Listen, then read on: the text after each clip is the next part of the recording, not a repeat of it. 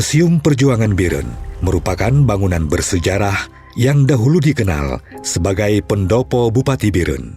Bangunan ini dibangun pada tahun 1936 oleh pemerintah kolonial Hindia Belanda dan awalnya berfungsi sebagai kediaman resmi Controller Onder Afdeling Biren yang merupakan bagian dari sistem administrasi kolonial Afdeling Noordkas van Aceh.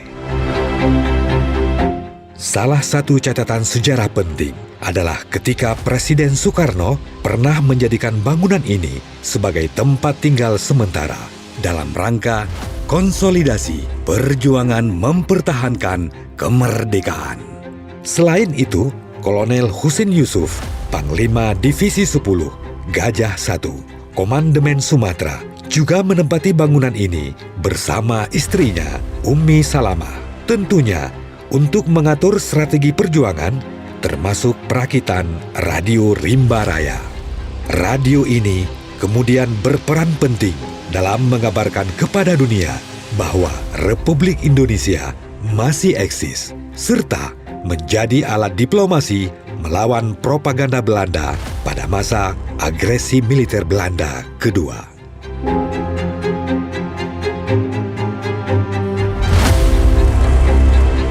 Kesadaran akan nilai historis bangunan ini mendorong pemerintah Kabupaten Biren menetapkannya sebagai bangunan cagar budaya berdasarkan rekomendasi tim ahli cagar budaya.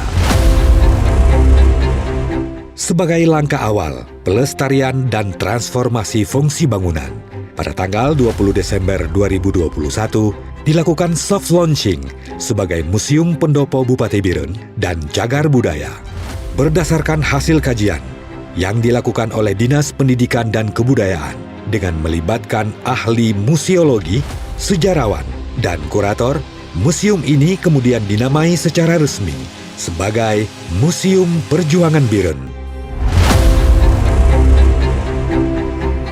Museum Perjuangan Biren tidak hanya sah secara administratif, tetapi juga memiliki legitimasi kultural dan historis sebagai institusi pelestari memori kolektif rakyat Biren.